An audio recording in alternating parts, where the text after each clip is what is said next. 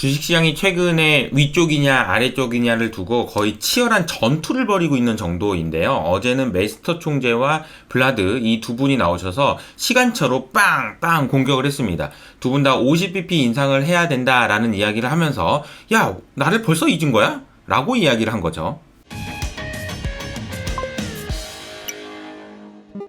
자, 다음 주는 월요일이 미국장이 휴장이고요. 그리고 FMC 의사록이 22일에 발표될 예정입니다. 그리고 23일에는 금통위가 예정되어 있습니다. 시장 이야기를 좀 해볼게요. 어제는 메스터가 한 방, 블라드가 한 방 먹인 날이었다. 이렇게 정리를 하면 될 것 같고요. 장 초반에 뭐 좀 하락하다가 다시 반등하는가 싶더니 블라드 총재의 발언 이후로 또 하락하는 모습 보이면서 다우가 1.2%, 나스닥이 1.8% 하락하는 모습 보였습니다. 업종별로 보면은 대부분의 주식이 많이 하락했는데요. 특히나 테슬라의 5.7% 하락이 좀 눈에 띄고요.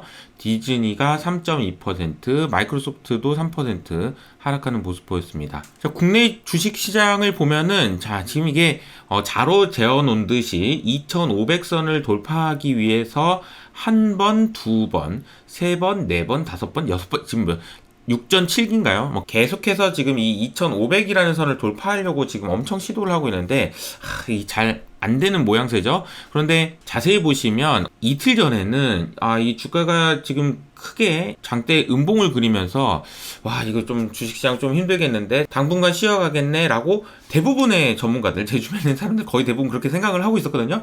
와, 근데 어제는 또 이렇게 다시 한번 장대 얌봉을 부리면서 전 고점을 또 돌파하면서 야, 이번에는 네 번째 시도인데 성공할까? 막 이런 식으로 되다 보니까 그리고 이제 어제도 장중 내내 이게 치열한 공방전이 이어지다가 마지막에 종가 고가로 끝나면서 기대감이 키워졌는데 또 미국 시장에서 또 하락하면서 이런 상황을 보고 우리가 뭐라고 표현을 하냐면요. 보통 이제 휩소라는 말을 쓰거든요. 이 휩소가 뭐냐라고 해가지고 제가 챗GPT에게 물어봤더니 야, 이렇게 정말 자세하게 설명을 해주더라고요. 이걸 또 이제 번역만 하면 이제 잘 쓸 수 있긴 한데 휩소는 쉽게 말하면 이런 겁니다. 트레이더들이나 투자자들이 속아버린다는 거예요. 약간 지금 이런 신호에 이게 이제 끝났나 보다 라고 속고 또 이런 신호에 또 올랐나 보다 그러고 속고 이렇게 자꾸 속다 보면은 이게 이제 여러 번 빠졌나 보다 그러고 팔고 오르나 보다 그러고 사고 그런 모습을 보이면은 좀 힘들어진다 라는 얘기인데요. 좀 트레이딩 하기에 상당히 좀 어려운 구간이 아닌가라는 생각이 좀 드네요. 어제 그리고 이제 테슬라의 리콜 소식이 좀 들렸습니다. 전기차 36만 3천 대를 리콜하겠다라고 이야기를 했는데요. FSD 소프트웨어 결함 때문이다. 그리고 교통법 위반할 수도 있고 사고 위험도 있다라는 이제 이야기가 나왔는데 사실 이 내용은 저도 이런 식으로 생각을 하긴 하는데요. 리콜이라는 단어와 소프트웨어 업데이트라는 단어가 사실은 다른데 같이 쓰여져 가지고 이제는 좀 다른 용어로 써줘라. 왜냐면은 테슬라는 리콜을 해도 직접 정말로 차를 가지고 와서 리콜하는 게 아니고 소프트웨어 업데이트다라고 이야기를 누군가 이제 트위터에서 하니까 이거 용어 정리가 좀 필요하다라고 얘기하니까 그러니까 바로 일론 머스크가 바로 댓글로 달아가지고 definitely 당연하지 라고 이야기를 하면서 리콜이란 말은 너무 오래된 말이니까 소프트웨어 업데이트라고 얘기해줘, 우리는 달라 라고 얘기를 했지만 주가는 5% 이상 하락하는 모습 보였습니다.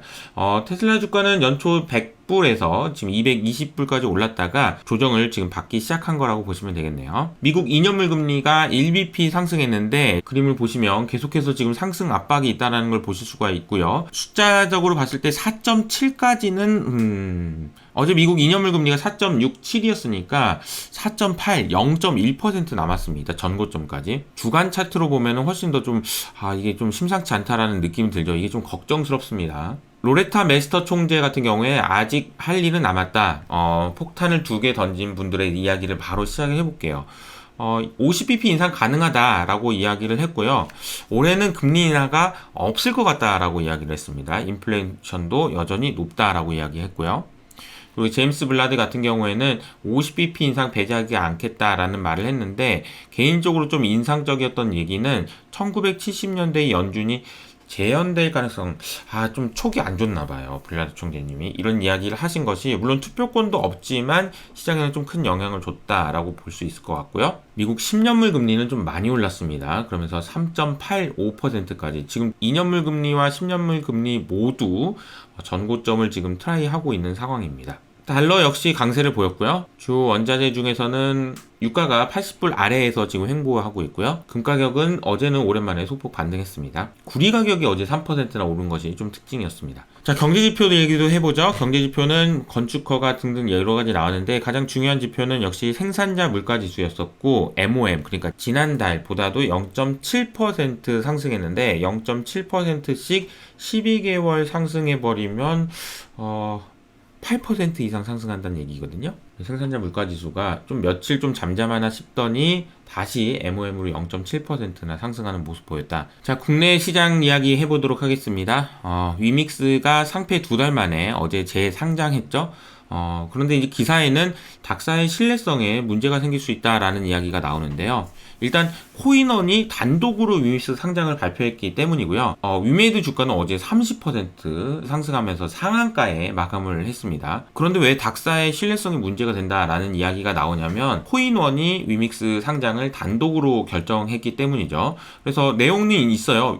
유통량 위반, 투자자에게 미흡하거나 잘못된 정보 제공, 소명기간 제출 자료에서 코인원이 거래 지원을 종료했던 사유들이 모두 다 해소됐다라고 이야기를 하면서 문제가 없다라는 입장이지만 닥사 회원사들 가운데에서는 야, 너만 혼자 그래버리면 어떡해, 나는 뭐가 돼 라는 이야기가 지금 나오고 있어서 약간의 지금 그 갈등이 좀 있는 것 같습니다. 그래서 이제 한 가상화폐 거래소의 관계자, 어딘지는 모르겠지만 다른 코인은 몰라도 공동으로 상장 폐지를 결정한 위믹스인데 혼자 그렇게 해버리면 어떡하냐, 이런 얘기도 나오고 있는 것 같아요. 자, 그리고 이제 온 국민의 관심사죠. SM 엔터테인먼트가 플랫폼 디어유를 포함해서 세 곳의 비음악 자회사를 매각하겠다라는 이야기가 어제 나왔는데 기사 시간이 단독인데 어제 새벽 2시였습니다. 현재 경영진이라고 할 수 있는 이성수 대표님은 홍콩에서 역외 탈세, 주총 앞두고 실적 조작 지시 뭐 등등 엄청난 폭로를 하겠다라는 그런 이야기를 했고요. 여기 유튜브 채널을 통해서 이야기를 했는데요. 내용을 보니까 뭐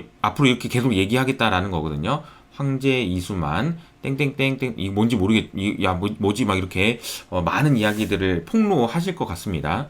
이러다 보니까 주가도 지금 계속해서 연일 상승하고 있는데, 이게 지금 뭐 주가가 워낙 많이 올라가지고 지금 와가지고 관심을 가져서 뭐 투자할 경우에 돈을 버시기는 굉장히 좀 어려울 것 같고요. 장중에도 변동성이 보시면 어마어마하죠. 자, 올해만 9조를 넘게 산 외국인이 리먼 사태 이후 처음인데 2009년과 다른 점과 같은 점이 뭘까라고 이야기를 했는데요. 자, 같은 점은 지금 환율이 고점을 찍고 내려오는 구간에서 외국인이 순매수를 했다. 즉 2005년부터 계속 팔던 애들이 2009년부터 사서 2021년까지 어쨌든 계속 샀잖아요. 이번에도 지금 계속 살까? 라는 생각인 건데 환율도 내려왔고요. 그런데 이제 걱정스러운 건 결국 메스터 총재도 얘기하고 블라드 총재도 얘기했지만 금리를 또 올리는 구간이라면은 이것이 지속될 수 있느냐, 달러가 약세로 계속 가야지만 이런 흐름들이 나올 수 있을 텐데 과연 그럴 수 있을까에 대해서는 아직까지는 의구심을 갖고 있는 것 같습니다. 그리고 EM 채권 ETF에서는 돈이 유출되고 있다는 것도 특징입니다. 우리나라도 주식시장으로는 돈이 들어오고 있지만 채권시장에서는 대규모 역대급 자금이 유출되고 있다는 사실도 확인하실 수가 있는데요. 보시는 것처럼 2월 들어서는 채권형 ETF에서의 자금은 굉장히 큰 폭으로 유출되고 있습니다. 1월 달의 모습과는 완전히 판이하게 다르다라는 걸 알 수 있죠. 자, 여기까지 오늘 설명드리겠는데요. 어닝 일드와 채권 수익률이라는 주제의 기사가 나왔습니다. 이 내용이 상당히 좀 중요해요. 현재 미국의 6개월 국채 수익률이 2007년 이후로 최고치를 기록했습니다. 그런데 어닝 일드, 즉 주식을 들고 있을 때 벌 수 있을 거라고 추정되는 일드는 5% 수준, 그러니까 그림으로 보시면 이 두 금리가 거의 붙었다라는 이야기죠. 사실 근데 이것은 특정 지어서 6개월물이 중요하다 이런 얘기는 아니지만 금리보다 주식으로 벌 수 있을 거라고 예상되는 어닝 일드가 낮거나 같아버리면 채권보다 주식이 위험하고 어려운데도 돈이 이동하기가 상당히 어려워진다라는 것을 의미하기 때문에 자본주의가 유지되기 위해서 필수 조건이 훼손될 수 있다라는 이야기여가지고 이렇게 되면 안 됩니다. 자, 지친 근로자들이라는 기사가 나왔는데요. 전 세계 근로자들이 팬데믹 때보다 더 지친 상태다. 그쵸. 여러분 많이 지치지 않으셨나요? 그래서 설문조사에 따르면 사무직 직원 40% 이상이 번아웃 상태다라는 이야기가 나오네요. 여러분들은 어떠신가요? 40%인가요? 60%신가요?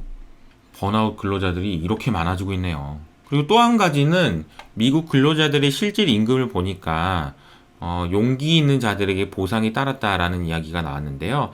이야기가 뭐냐면 작년에 이직을 했던 사람들의 임금 상승률과 이직을 하지 않았던 사람들의 상승률이 차이가 난다라는 걸 보여주고 있는 거죠. 여러분 이직을 아닙니다. 러시아와 우크라이나와 관련된 기사도 나왔는데요. 러시아 군사 97%가 우크라이나에 배치됐는데 여러 가지 좀 어려움들이 있다. 서로 간에 전쟁이 과연 이게 끝나는 거냐. 지금 1년이 지나버렸거든요. 러시아가 다시 공세를 펼칠 건데 나 지금 무서워라고 이제 우크라이나 또 얘기하고 있고 참 이게 지금 우리 관심사에서는 멀어졌지만 이들에게는 정말 어려운 상황이 계속되고 있는 것 같습니다. 오늘 여러 가지 이야기를 전해드렸지만 마지막에 전해드린 이 소식이 참 무겁게 느껴지네요. 저도 번아웃이라는 말의 무게를 누구보다 잘 알고 있어서 그런 것 같다라는 생각도 들고요. 세상이 참 살기 어렵습니다.